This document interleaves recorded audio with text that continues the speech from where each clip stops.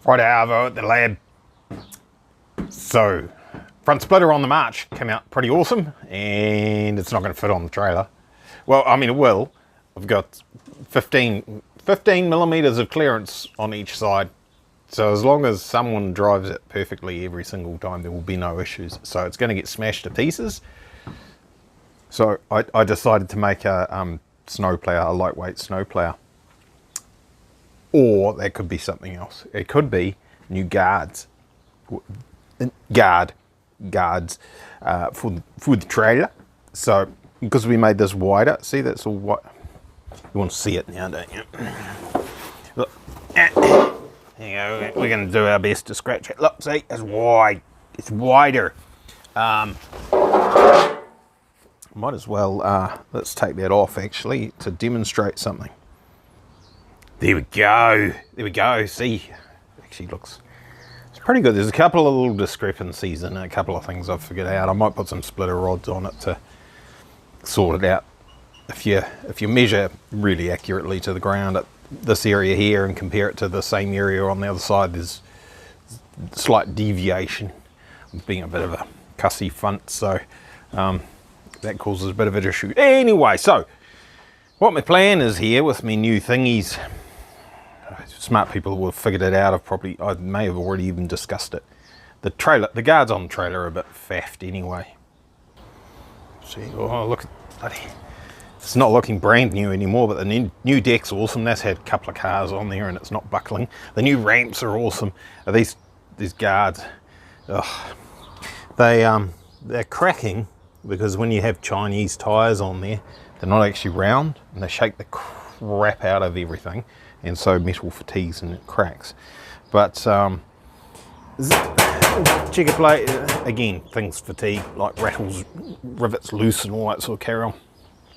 As you can see, vertical surface there, steel overlapping it, rivets hanging out and everything. If you come out too wide, this thing's just like a cheese grater. It just eats your car. Nom nom, thank you. Crunch, crunch, crunch, and ruins your wheels. So the plan is to have a nice taper on there. See, that's comes in wider at the base, tapers away. It's 15 degrees, not because 15 degrees means anything. It's just what I decided I needed to do based on the width of the guard that we had, the width of the tyres, the height of the tyres would go up, the width we need at the top, righty. So it's 15 degrees. And if we slap a bit of, it's not scrap, but a bit of this, just happens to be the same material, slap a bit of that there at 15 degrees and rub the tyre up against it, it'll maybe save the splitter from being totally destroyed. Probably not. It's probably still going to rub against it. It's already it's tried to eat the car cover. I haven't done the end plates yet. But it's better than having nothing there at all, and it's certainly better than having, here's Glenn going to scratch his wheels trying to do this all one-handed for a video. If you have vertical surface there, you know, you're doinking the wheels. This isn't quite parallel, and it'll wipe out the splitter as well. It'll just, like I say, it'll just cheese grater it, especially as it is right now. It might be slightly better with end plates depending on what I put on there. If, for example, I put a piece of aluminium on there and put a little radius that way on the front and the back, it'll stop it catching on those things as it goes on and off the trailer. It might look a little bit funny and people might say, oh, it's not going to work aerodynamically. Enough talking. I need to make up the pieces that go onto there to finish off that one so that we have a pair instead of just one. I am quite tempted to go and fit that one to the trailer.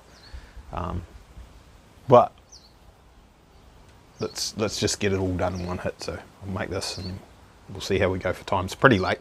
Might have to do it tomorrow. And then there were 20s. It's nearly 6 o'clock. I can smell dinner cooking, so I better get in soon. There you go. That's the what do we call that? Angle of the dangle. That's what we were going for, so that stuff and things will happen. That'll be good. It's mostly new aluminium. Some of the bits on the end aren't brand spanking, but that's fine. They're good enough. They get a little bit of overspray or a little bit of surface corrosion or whatever. Actually, probably a bit of a polish and they'd look like new, but there's not much point. Poor trailer lives outside. Yeah, the welding's not the worst in the world, is it? Kind of looks all right.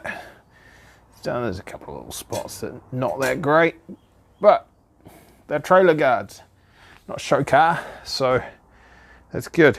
They'll be a little, well, I was going to say they'll be a little bit heavier than what's on there, but I'm not sure they will be. 3mm tread plate, aluminium versus whatever thickness the guards are, the 2mm steel or something like that, gal steel.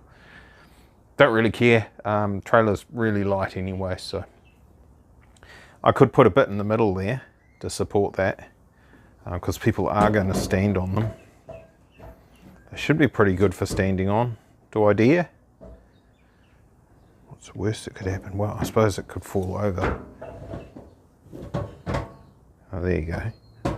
Oh, the ends are trying to splay out, which they won't on the trailer. So yeah, that's good. You can walk on those now. You don't have to worry about the no step label on those galvanized ones. Right, inside, dinner, cold drink, carry on in the morning. Yeah, someone ordered rain.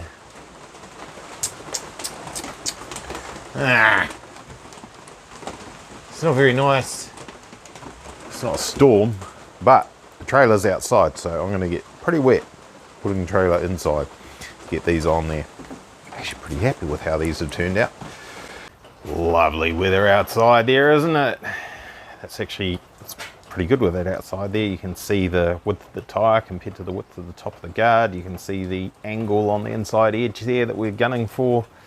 Came out alright, looks good. We haven't done this side, that's the difference. Vertical there, so if you get the car slightly out of alignment, crunch, munch munch, destroy, kill, eat eat. Whereas that should be a lot better. I'm not going to test it today, not in the rain. No, thank you. That bolted up pretty easily, no trouble at all. So move a couple of things around and do the other side. It's bloody cool, isn't it? Still love it. 9 years old now and a bit. Need some attention on that guard there. I've straightened that out and cracked the paint, so I need to fix that up. That one there done as well. Sorry about the flickering lights. Great success. I have measured. That's really bad, isn't it? Does it fix it if I come over here?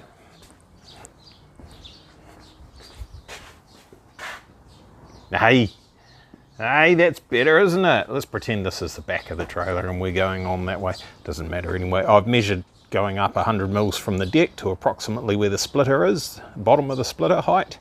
From there to there, we've got, what was it, 2040 millimeters, and the splitter is, I can't remember. We've got 95 millimeters of clearance now, total, so 47.5 on each side or whatever it is, which is good. That's a lot better. We've got basically an inch each side more clearance than what we had before. So that should make it a lot better. I'm not going to make any excuses if I crash into it, that there is enough room there. You just need to be careful enough. And like I say, with the angle of the dangle there, our dihedral, our V, our non-vertical surfaces there, if you offline, the tyres will start touching first in theory. It has stopped raining. I could practice. What I'm going to do is clear this out of the way, take the ramps, because I know the ramps end up basically with that surface there pretty much touching on the ground. So I'll be able to place those in front of automobile and check that we do not have an interference fit between the splitter and the ramps, because if that's the case, I might be using, there's the other ones, might be using a bit of the offcuts there to make some sort of a doofer, just to get us just that little bit more to stupid low cars. Who builds stupid low cars? Low cars, dumb. Except for when they're on the ground and they look freaking cool and they go better because it's closer to the ground, better aero, until it's too close to the ground, then the air. Anyway, Looking at that, you wouldn't think that's a Nissan March, would you? Well, you guys would, we all know, but take a screenshot of that and show it to a mate who hasn't seen the car and say, what's that? It'll have them completely fudged, stuffed. I mean, the 300ZX, Z32 300ZX late model front bar, they are shaped a bit like that, but then it all turns to custard outwards of there. And they wouldn't have a clue. They might figure out Nissan based on that. Anyway, you reckon that's touching? Because how's it staying like that? There's got to be something touching. This is just a little bit lower than what the trailer normally sits. So if I put the jockey wheel on the front and wind it down so the front of the trailer goes up. That's, I can't see it because there's a blimmin' digit on my screen. There's clearance there anyway. Can we see it from here better? Let me lie on the ground for you guys. Yeah, it's not touching. See?